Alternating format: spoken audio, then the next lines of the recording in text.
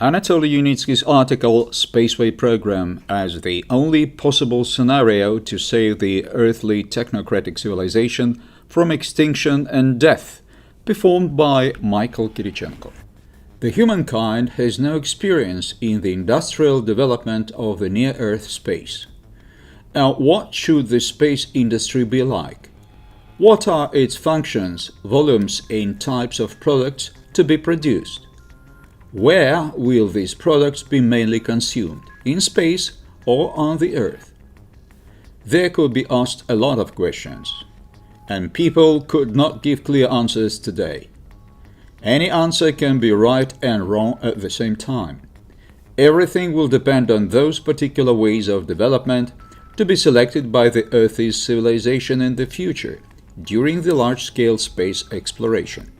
In fact, such objective reasons as the environmental restrictions, destruction and degradation of the living fertile soils, exhaustion of the Earth's raw materials, energy, spatial and other resources, the threat of the atmosphere overheating and the global adverse climate change, etc., should almost entirely move the material production sphere to the near space in the future.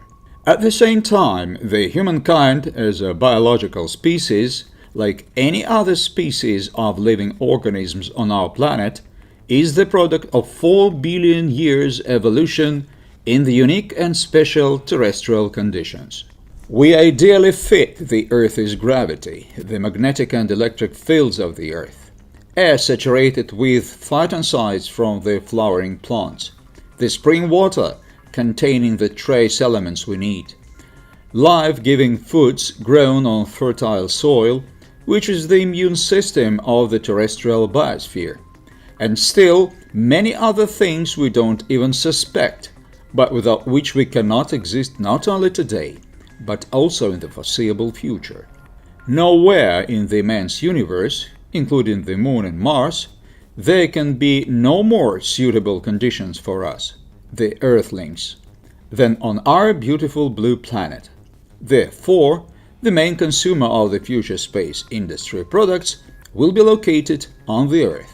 Space industrialization means creation on the orbit of the conditions for production of various materials, energy, equipment, obtaining new information, carrying out technological processes, conducting scientific experiments.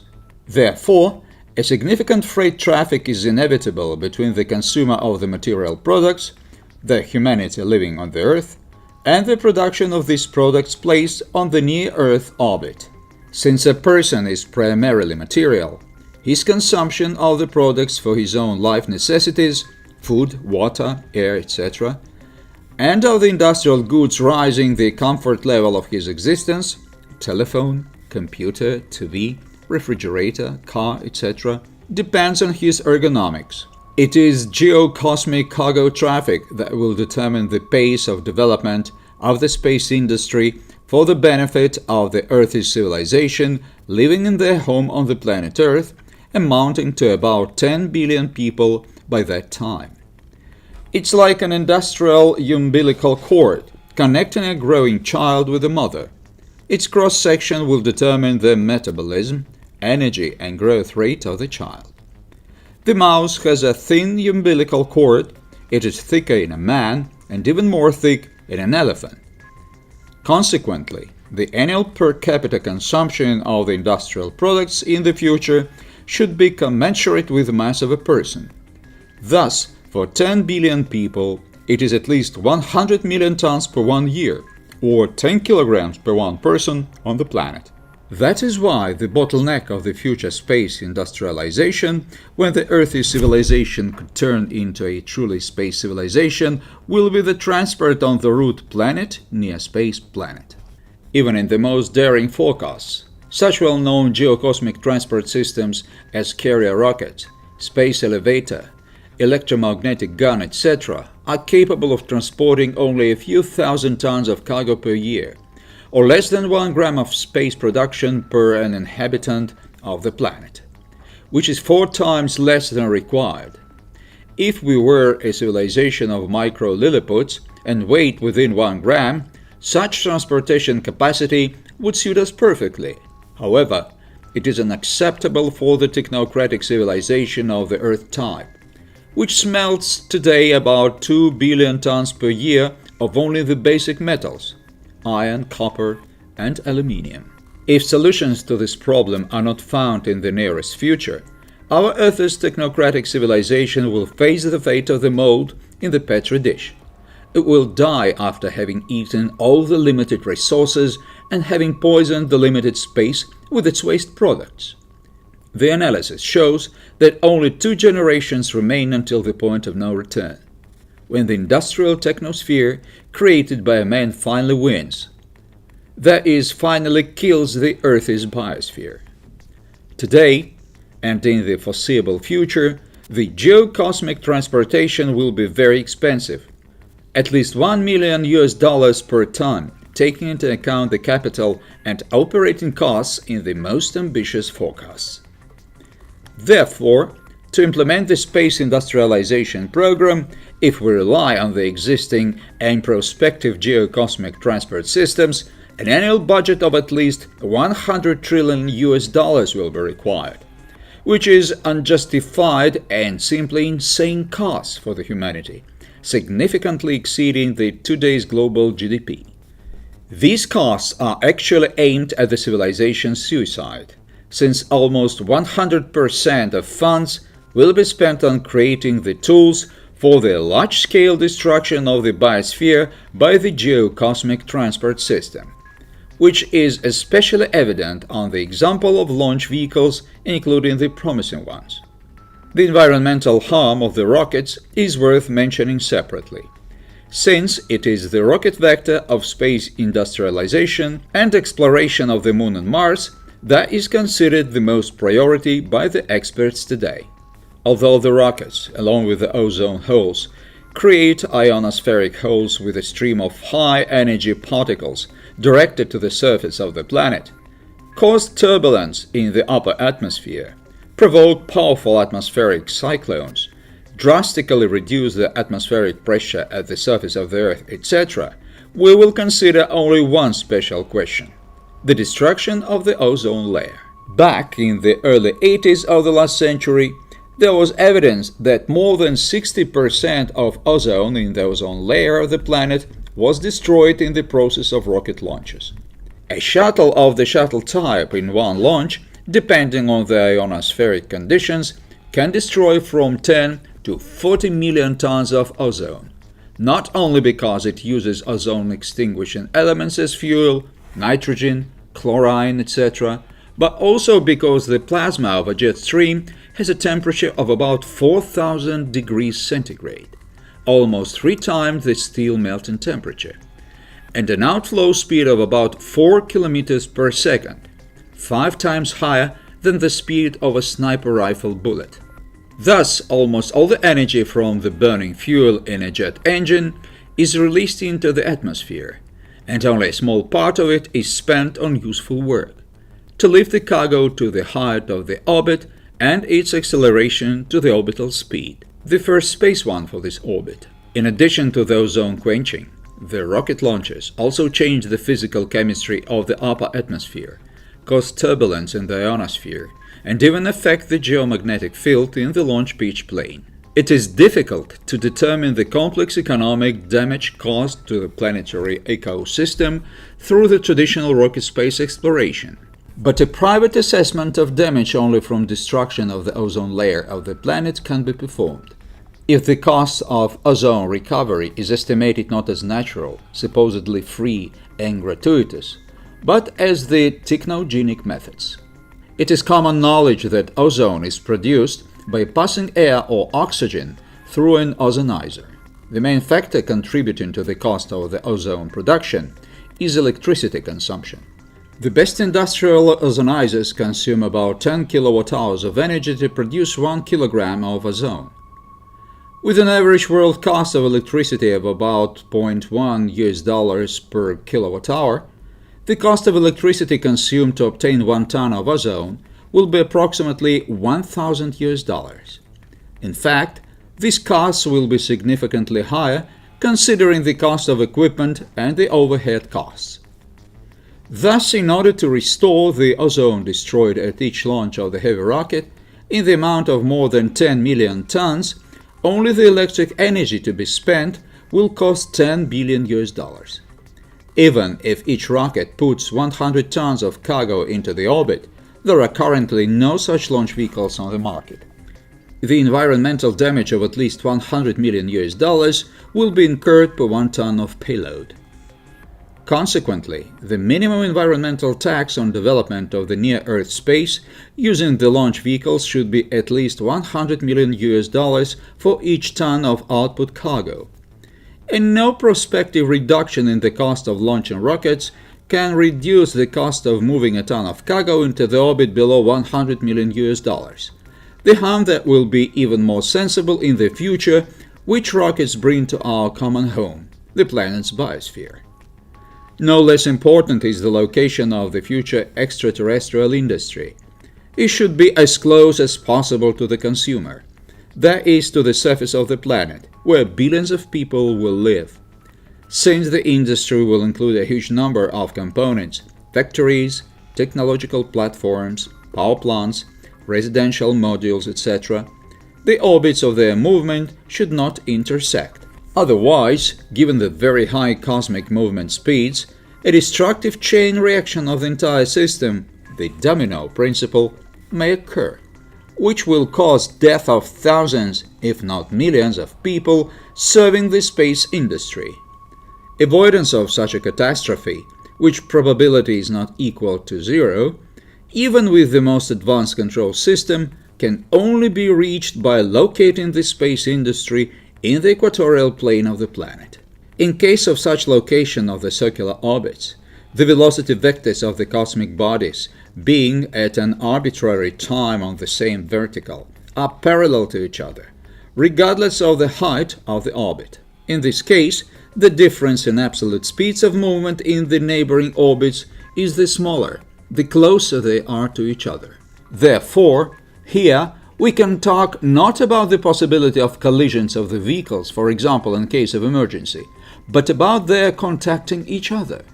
It will also make it quite easy to move from orbit to orbit and exchange the raw materials, energy and products produced in the space between the neighboring orbits. Thus, the principle of exploration of the near-Earth space in the future in the equatorial plane differs significantly from the today's space exploration, where the orbits of the artificial Earth satellites and orbital stations are arbitrary and intersect each other.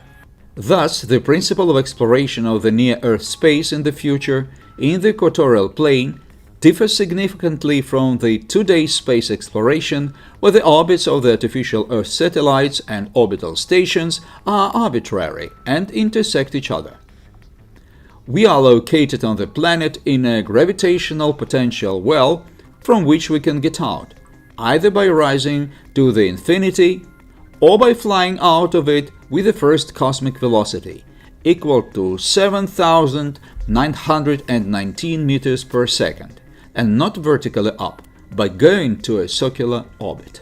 Therefore, for each ton of cargo delivered into the orbit, it is necessary to bring at least 8.7 thousand kilowatt-hours of energy if you use the electrical energy generated by a thermal power plant. It will be equivalent to consumption of about 2.2 tons of fuel. Due to this reason, the geocosmic transport is very energy intensive and should have an efficiency as close as possible to 100% in order to avoid the global environmental problems. For example, a carrier rocket spends 20 times more fuel than it is required by the laws of physics, since almost all of its energy is not supplied to the cargo, but is emitted into the atmosphere. And taking into account the pre-flight, obtaining the fuel components, their cooling to cryogenic temperatures, etc., and flight costs, as well as the energy losses, the aerodynamic resistance, loss of lower stages and fairings, which manufacture consumes a huge amount of energy, etc., the overall energy efficiency of the launch vehicle is significantly worse than that of a steam locomotive. about 1%. When the cargo returns from the space to the Earth, the space vehicle is decelerated by the atmosphere. Thus, all their potential and kinetic energy is released into the environment in the form of high-temperature plasma wake, burning out the heat-shielding envelope, acoustic waves, increasing the environmental damage caused during the initial geocosmic logistics when delivering the cargo to the space. We do not know how technology will develop in the future, including the space technology, since we are not aware of the upcoming discoveries. The only thing we can state with complete confidence is that, whatever the technique may be, it will comply with the fundamental laws of nature. Such laws, repeatedly tested in practice, will remain fair at all times. In the field of mechanics, they include 4 conservation laws, to which all other particular cases of conservation laws can be reduced: energy, momentum, angular momentum, and movement of the centroidal motion of the system. In addition to the kinetic and potential energies to the space cargo, you must also bring the momentum and the angular momentum for rotation in orbit around the planet. Since the near-Earth space industry should be created from the planet, according to the conservation laws, both excess energy equal to 100% minus the efficiency of geocosmic transport and the reverse impulse, like the recoil from a gun when fired, and the angular momentum, like the moment transmitted on the helicopter case from a rotating screw, should be transmitted to the planet. A rocket, for example, transmits this all to the planet not directly, but through an intermediary, represented by the atmosphere, throwing combustion products into it at a speed of about 4,000 meters per second, and with a temperature of about 4,000 degrees centigrade in its most vulnerable part, in the ozone layer and in the ionosphere.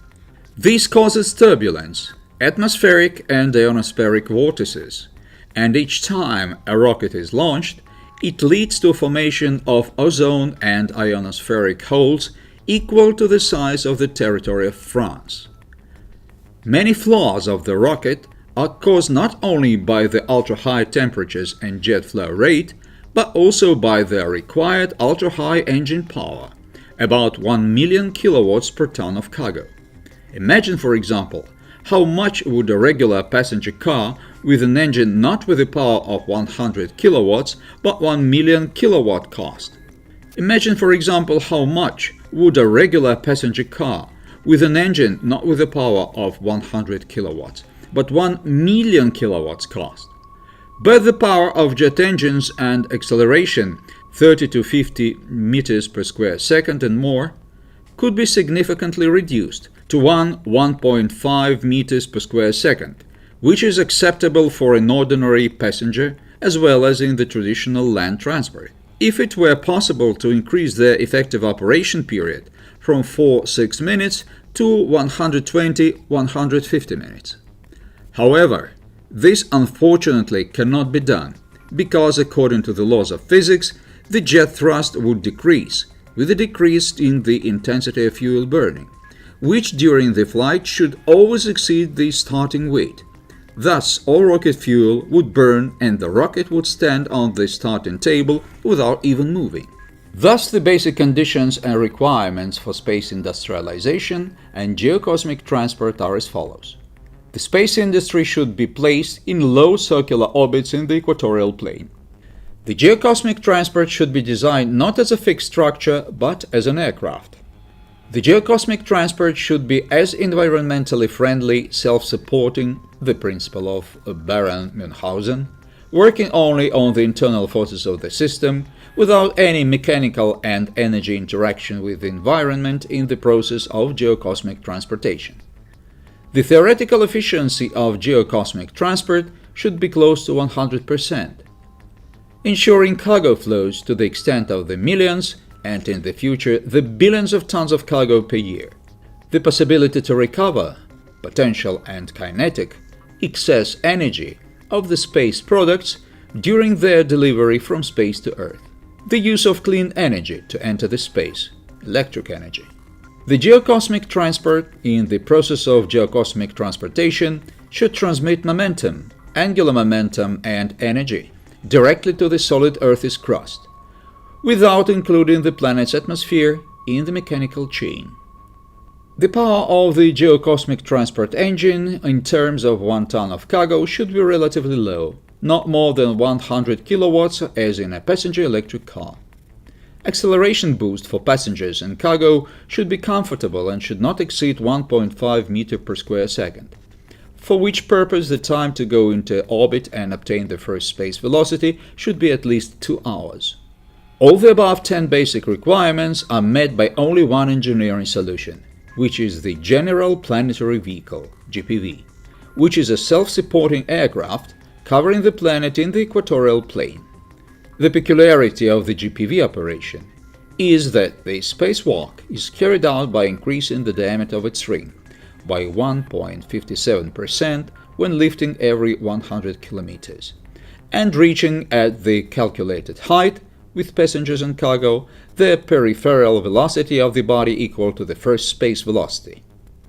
At the same time, the position of the center of mass of the GPV does not change in the process of going into space, it always coincides with the center of mass of the planet.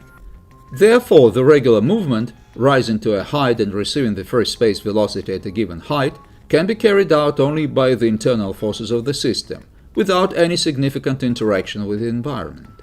The optimal interval driving force for GPV is the excessive centrifugal force from a belt flywheel, accelerated in a vacuum channel, using a linear motor and a magnetic cushion to speeds exceeding the first space velocity up to 10 to 12 kilometers per second, depending on the ratio of the linear masses of the body and flywheel.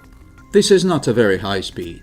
It is thousands times lower, for example, than the speed approaching 300,000 kilometers per second obtained on the same principles in the modern charged particles accelerators. For transfer of the momentum and angular momentum to the body of the GPV when entering the orbit in order to obtain an orbital velocity equal to the first space velocity at a given height, a second belt flywheel is needed. Then, when braking the first belt flywheel, its excess kinetic energy, since the linear electric motor will be operating in the generator mode, will not be possible to discharge it into the environment, but to recover for acceleration in the opposite direction of the second flywheel. When a double pulse is received from acceleration of one and braking of the other flywheel, the maximum efficiency and maximum overall efficiency of the GPV will be achieved when rising to the orbit and when the body, with passengers and cargo, receives a peripheral speed equal to the first space velocity. Thus, from the standpoint of physics, the most environmentally friendly geocosmic aircraft, using only its internal forces to enter space, has only one variant. 3 ring structures covering the planet in the equatorial plane with the center of mass coinciding with the center of mass of the Earth. Ring structures have the ability to rotate around the planet and relative to each other with speeds exceeding the first space velocity. Ring structures have the ability to lengthen with increase in diameter in the process of going into orbit. Ring structures have linear actuators along their length, capable of accelerating and braking them relative to each other. Thus, the GPV is a reusable geocosmic transport complex for non-rocket development of the near space. The GPV will allow putting into the orbit within one flight about 10 million tons of cargo, 250 kilograms per 1 meter of the GPV body length, and 10 million passengers, 250 people per 1 kilometer of the body length, which will be involved in creation and operation of the near-Earth space industry. Within 1 year, the GPV will be able to go into space up to 100 times.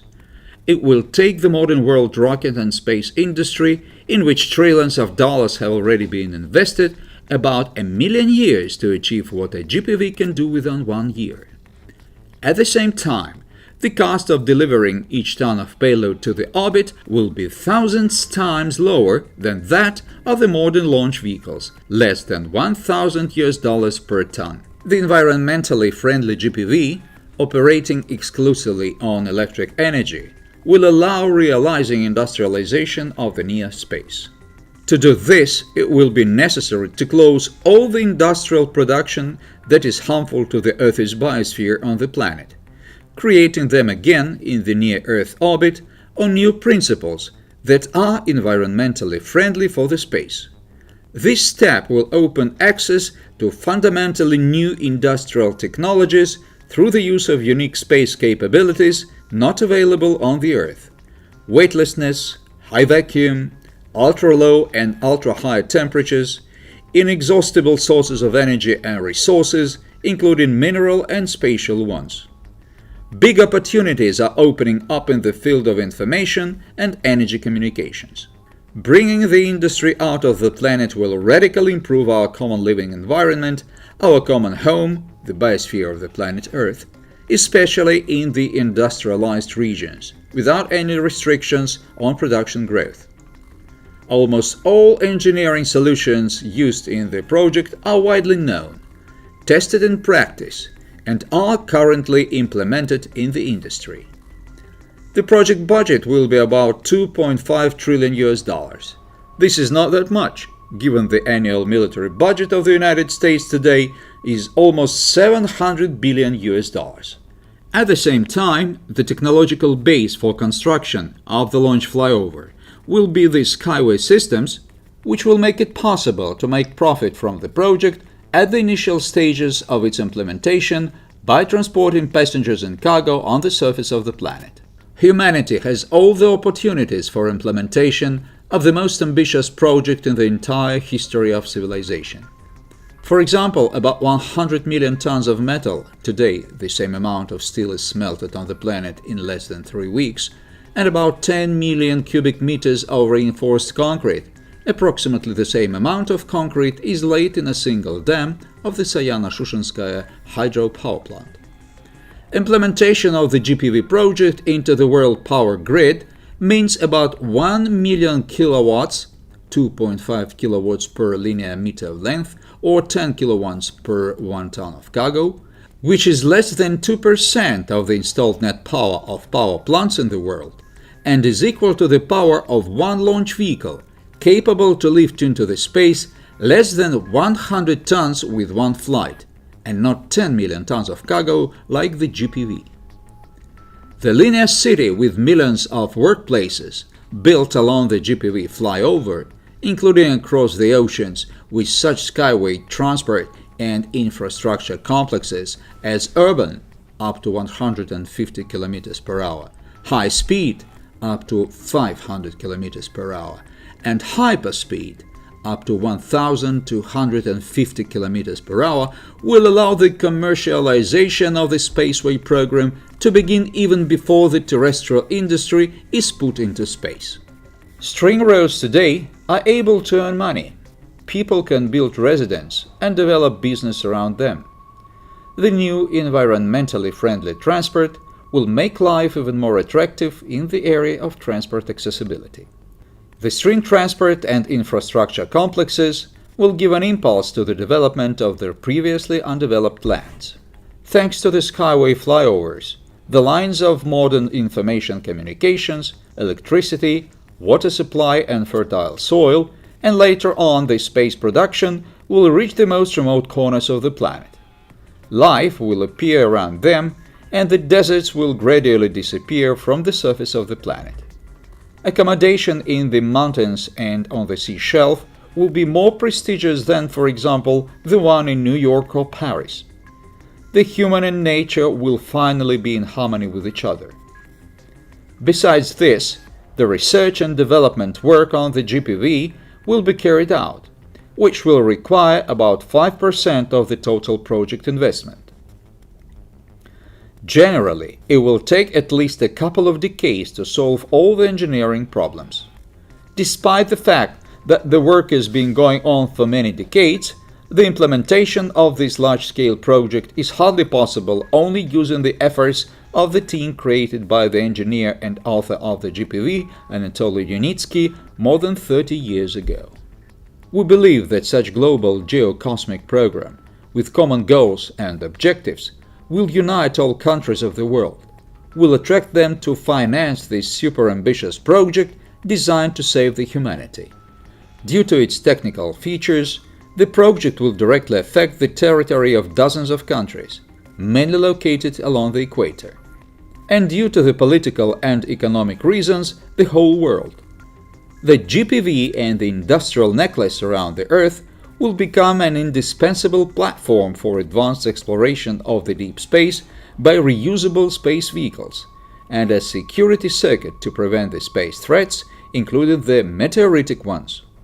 The project implementation period will take about 20 years, taking into account the socio-political, research, development, design, survey, construction, and installation works. The world around us was created by the engineers, not the bankers, not the politicians, not the artists, but the engineers. However, this world is often ruled by those other people, for whom personal enrichment is at the forefront. Those who naively believe that in the situation where the planet will be on the verge of destruction, money will be able to save them. They are sure that they and their families will be able to find shelter on their personal islands, in underground bunkers, on submarines and Boeings with anti-missile defense system. How wrong they are. The planet is a one big room that does not even have partitions. Many centuries ago, the primitive people and their leaders burned fires in their caves and died of lung cancer at the age of 20. They were able to survive only due to the fact that they had guessed to move their primitive technologies, ordinary fire, beyond their home. So now we, the terrestrial civilization, should bring the technosphere outside of our home, the biosphere. All engineering solutions for this step, ensuring transition of humanity to a new stage of civilizational development, have already been created. There is no doubt that during implementation of the General Planetary Vehicle project, it will be necessary to cope with a large number of problems and difficulties both in a technical and social way. However, they are insignificant in comparison with the problems to be settled by our Earth's civilization if it is going to survive and develop. Ideas which changed the world in the past have always seemed fantastic and unreal to their contemporaries. But with efforts of the engineers, they took real embodiment. Science has given us the tools to make the world a better place, but we don't want to use it because of our inflexibility and conservatism. Is it possible today that continuing to build millions of kilometers of roads and considering a rocket the only key to the space, we are ready to move to the Mars at the price of a one-way ticket amounting to $1 billion and die there? I do not want to believe it. If this is not true and we want to live, then we need to have the courage to change ourselves, each of us. We did not inherit the earth from our ancestors. We borrowed it from our descendants. We have to work out this duty, otherwise we will not have any future for everyone. The Earth's technocratic civilization will disappear as a failed experiment of the universe.